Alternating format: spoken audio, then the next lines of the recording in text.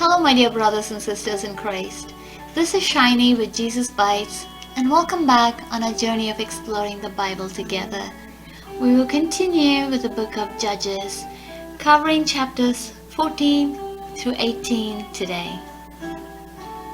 Samson's Riddle, chapter 14. Samson went down to Timnah and saw a young Philistine woman there. He went back and told his father and his mother, "I have seen a young Philistine woman in Timnah. Now get her for me as a wife." But his father and his mother said to him, "Can't you find a young woman among your relatives or among any of our own people? Must you go to the uncircumcised Philistines for a wife?" But Samson told his father, "Get her for me, because I want her." Now his father and mother did not know this was from the Lord, who was seeking occasion against the Philistines. At that time, the Philistines were ruling over Israel. Samson went down to Timnah with his father and mother, and came to the vineyards of Timnah. Suddenly a young lion came roaring at him. The Spirit of the Lord took control of him, and he tore the lion apart with his bare hands, as he might have torn a young goat. But he did not tell his father or mother what he had done. Then he went and spoke to the woman, because Samson wanted her. After some time, when he returned to get her, he left the road to see the lion's carcass, and there was a swarm of bees with honey in the carcass. He scooped some honey into his hand and ate it as he went along. When he returned to his father and his mother, he gave some to them, and they ate it, but did not tell them that he had scooped the honey from the lion's carcass. His father went to visit the woman, and Samson prepared a feast there, as young men were accustomed to do. When the Philistines saw him, they brought 30 men to accompany him. "Let me tell you a riddle," Samson said to them. "If you can explain it to me during the 7 days of the feast and figure it out, I will give you 30 linen garments and 30 changes of clothes. But if you can't explain it to me, you must give me 30 linen garments and 30 changes of clothes." "Tell us your riddle," they replied. "Let's hear it." So he said to them, "Out of the eater came something to eat, and out of the strong came something sweet." After 3 days they were unable to explain the riddle. On the 4th day they said to Samson's wife, "Persuade your husband to explain the riddle to us, or we will burn you and your father's household to death. Did you invite us here to rob us?" So Samson's wife came to him weeping and said, "You hate me, and you don't love me. You told my people the riddle, but haven't explained it to me." "Look," he said, "I haven't even explained it to my father or mother, so why should I explain it to you?" She wept the whole 7 days of the feast, and at last, on the 7th day, he explained it to her, because she had nagged him so much. Then she explained it to her people. On the 7th day before sunset, the men of the city said to him, "What is sweeter than honey? What is stronger than a lion?" So he said to them, "If you hadn't plowed with my young cow, you wouldn't know my riddle now." The Spirit of the Lord took control of him, and he went down to Ashkelon and killed 30 of their men.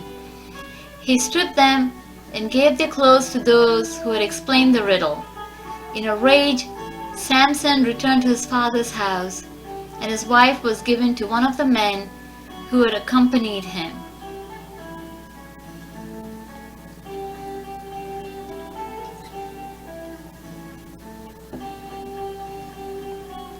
Samson's Revenge, Chapter 15. Later on, during the wheat harvest, Samson took a young goat as a gift and visited his wife. "I want to go to my wife in her room," he said, but her father would not let him enter. "I was sure you hated her," her father said, "so I gave her to one of the men who accompanied you. Isn't her younger sister more beautiful than she is? Why not take her instead?" Samson told them, "This time I won't be responsible when I harm the Philistines." So he went out and caught 300 foxes. He took torches, turned the foxes tail to tail, and put a torch between each pair of tails. Then he ignited the torches and released the foxes into the standing grain of the Philistines. He burned up the piles of grain and the standing grain as well as the vineyards and the olive groves. Then the Philistines asked, "Who did this?" They were told it was Samson, the Timnahite, son-in-law, because he has taken Samson's wife and given her to another man. So the Philistines went to her and her father and burned them to death. Then Samson told them, "Because you did this, I swear that I won't rest until I have taken vengeance on you." He tore them limb from limb with a great slaughter, and he went down and stayed in the cave at the rock of Etam. The Philistines went up, camped in Judah, and raided Laish. So the men of Judah said, "Why have you attacked us?" They replied, "We have come to arrest Samson and pay him back for what he did to us." Then 3,000 men of Judah went to the cave at the rock of Etam, and they asked Samson, "Don't you realize that the Philistines rule over us? Why have you done this to us?" "I have done to them what they did to me," he answered. They said to him, "We have come to arrest you and hand you over to the Philistines." Then Samson told them, "Swear to me that you yourselves won't kill me." "No," they said, "we won't kill you, but we will tie you up securely and hand you over to them." So they tied him up with 2 new ropes and led him away from the rock.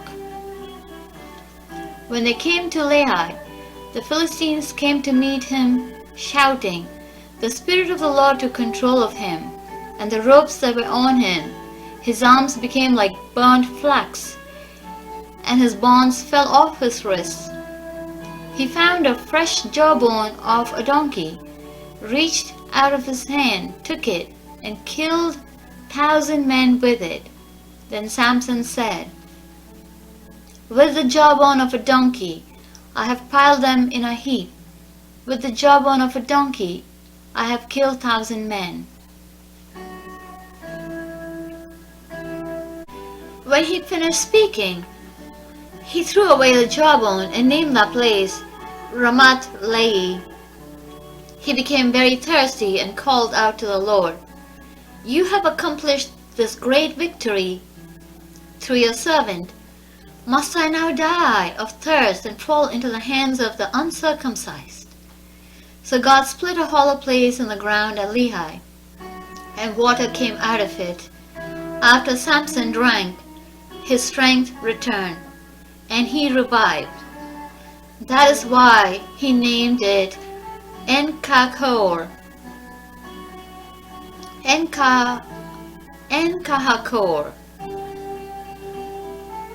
which in Laish to this day. And he judged Israel 20 years in the days of the Philistines.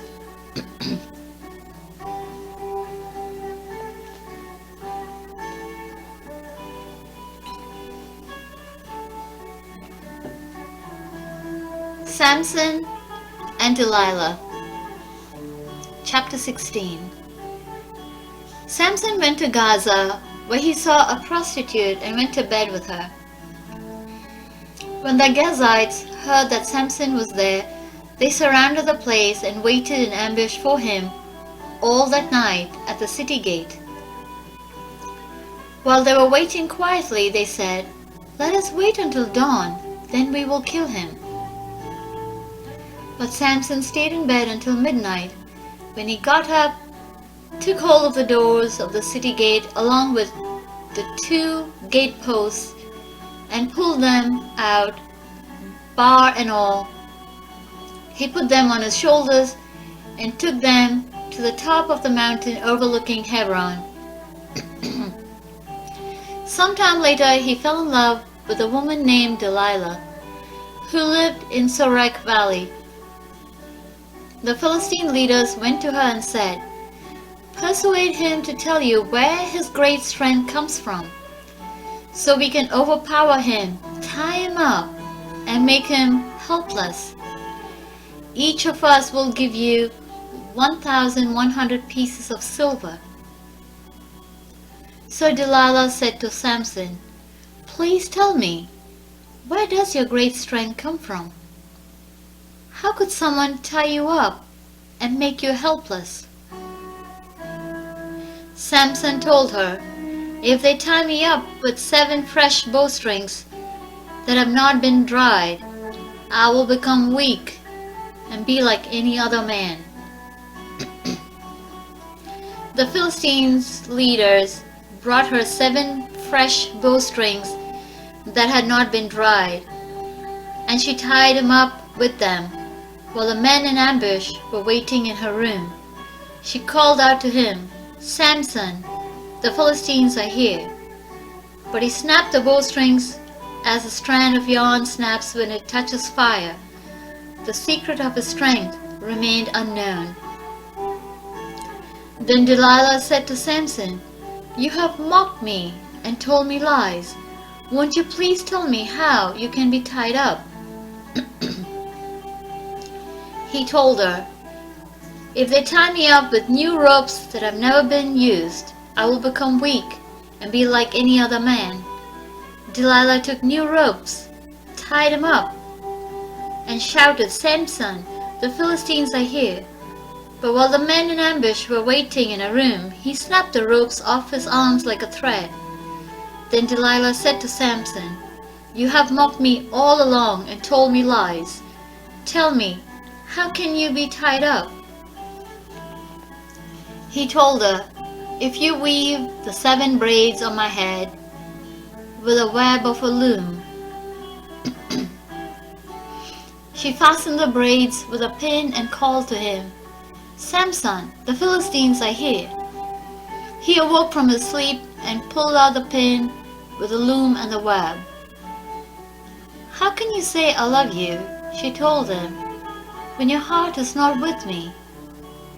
This is the 3rd time you have mocked me and not told me what makes your strength so great." Because she nagged him day after day and pled with him until she swore him out, he told her the truth and said to her, "My hair has never been cut, because I am a Nazirite to God from birth. If I am shaved, my strength will leave me, and I will become weak and be like any other man." When Delilah realized that he had told her the whole truth, she sent this message to the Philistines' leader, "Come one more time, for he has told me the whole truth." The Philistine leader came to her and brought the money with them. Then she let him fall asleep on her lap and called a man to shave off the 7 braids on his head. In this way she rendered him helpless, and his strength left him. Then she cried, "Samson, the Philistines are here." When he awoke from his sleep, he said, "I will escape as I did before and shake myself free." But he did not know that the Lord had left him. Samson's defeat and death. The Philistines seized him and gouged out his eyes. They brought him down to Gaza and bound him with bronze shackles, and he was forced to grind grain in the prison. But his hair began to grow back after it had been shaved. Now the Philistines' leader gathered together to offer a great sacrifice to their god Dagon. They rejoiced and said, "Our God has handed over our enemy Samson to us." When the people saw him, they praised their God and said, "Our God has handed over to us our enemy who destroyed our land and who multiplied our dead." When they were drunk, they said, "Bring Samson here to entertain us." So they brought Samson from prison, and he entertained them. Then they had him stand between the pillars. Samson said to the young man who was leading him by the hand, "Lead me where I can feel the pillars supporting the temple, so I can lean against them." The temple was full of men and women. All the leaders of the Philistines were there, and about 3,000 men and women were on the roof watching Samson entertain them. He called out to the Lord, "Lord God, please remember me, strengthen me, God, just once more. With one act of vengeance, let me pay back the Philistines for my 2 eyes." Samson took hold of the 2 middle pillars supporting the temple and leaned against them, one on his right and one on his left. Samson said, "Let me die with the Philistines." He pushed with all his might, and the temple fell on the leaders and all the people in it. And the dead he killed at his death were more than those he had killed in his life. Then his brothers and his father's family came down, carried him back, and buried him between Zorah and Eshtaol in the tomb of his father Manoah. So he judged Israel 20 years.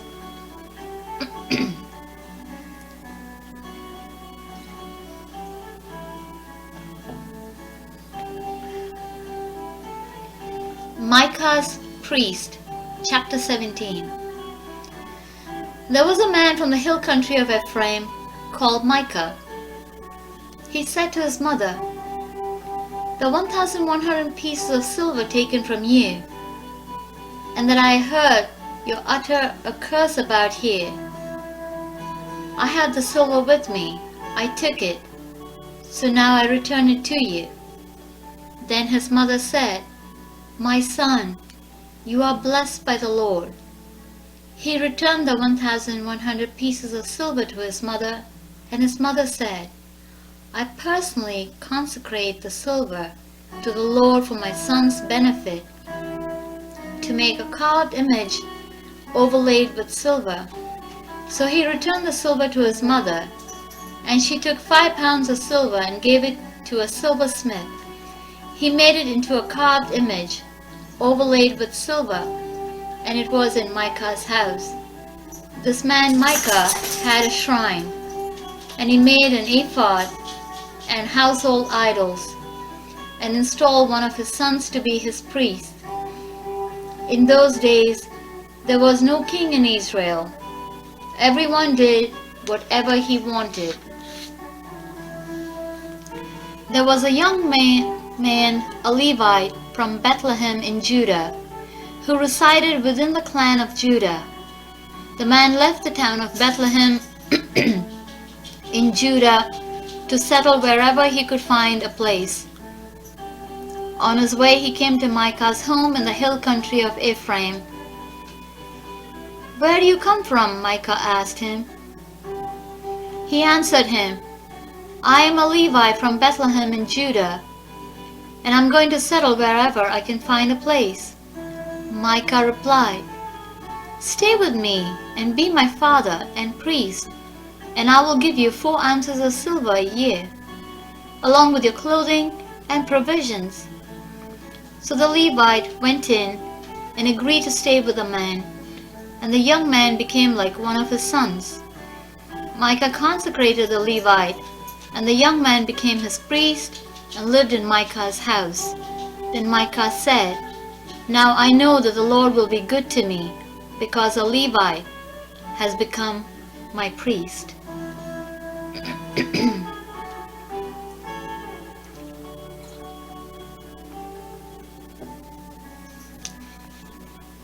Dan's invasion and idolatry.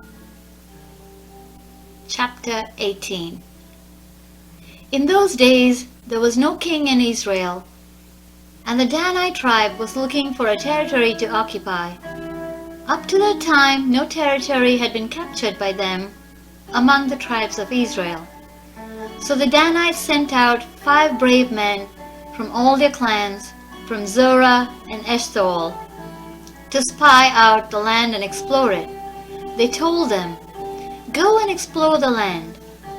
They came to the hill country of Ephraim as far as the home of Micah and spent the night there. While they were near Micah's home, they recognized the speech of the young Levite. So they went over to him and asked, "Who brought you here? What are you doing in this place?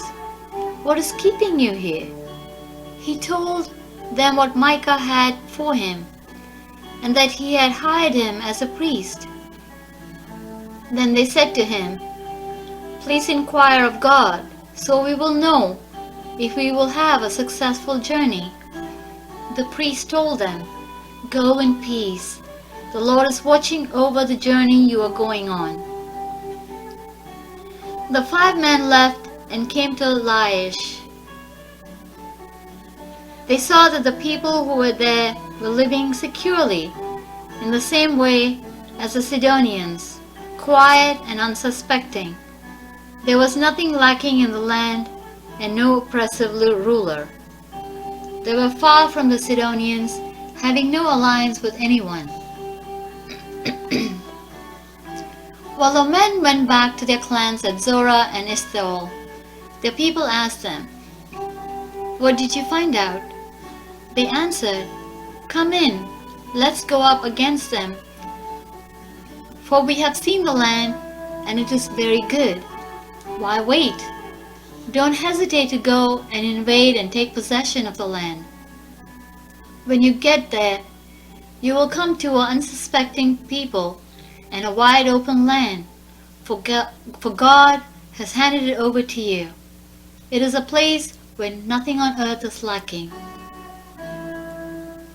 600 Danites departed from Zorah and Eshtaol, armed with weapons of war. They went up and camped at Kiriath-Jearim in Judah. This is why the place is called the Camp of Dan to this day. It is west of Kiriath-Jearim. From there, they traveled to the hill country of Ephraim and arrived at Micah's house. The 5 men who had gone to spy out the land of Laish told their brothers, "Did you know that there was an ephod, household gods, and a carved image overlaid with silver in these houses? Now think about what you should do." So they detoured there and went to the house of the young Levite at the home of Micah and greeted him. The 600 Danite men were standing by the entrance of the gate, armed with their weapons of war. Then the 5 men who had gone to spy out the land went in and took the carved image overlaid with silver, the ephod, and the household idols, while the priest was standing by the entrance of the gate with the 600 men armed with weapons of war. When they entered Micah's house and took the carved image overlaid with silver, the ephod, the household idols, the priest said to them, "What are you doing?" They told him, "Be quiet, keep your mouth shut, come with us, and be a father and a priest to us. Is it better for you to be a priest for the house of one person, or for you to be a priest of a tribe and the family in Israel?" So the priest was pleased and took his ephod, household idols, and carved image, and went with the people. They prepared to leave, putting their small children, livestock, and possessions in front of them. After they were some distance from Micah's house, the men who were in the houses near it mobilized and caught up with the Danites. They called the Danites, who turned to face them, and said to Micah, "What's the matter with you, that you mobilize the men?" He said, "You took the gods I made, and the priests, and went away. What do I have left? How can you say to me, 'What's the matter with you?'" The Danites said to him, "Don't raise your voice against us, or angry men will attack you, and you and your family will lose your lives." The Danites went on their ways, and Micah turned to go back home, because he saw that they were stronger than he was. After they had taken the gods Micah had made and the priests that belonged to him, they went to Laish, to a quiet, unsuspecting place and people. They killed them with their swords and burned down the city. There was no one to save them, because it was far from Sidon, and they had no alliance with anyone. It was in a valley that belonged to Bethrehob. They rebuilt the city and lived in it. They named the city Dan, after the name of the ancestor Dan, who was born to Israel. The city was formerly named Laish. The Danites set up the carved image for themselves. Jonathan, son of Gershom, son of Moses, and his sons were priests for the Danite tribe until the time of the exile from the land. So they set up themselves Micah's carved image that he had made, and it was there as long as the house of God was in Shiloh. The word of the Lord. Have a blessed day. Ciao.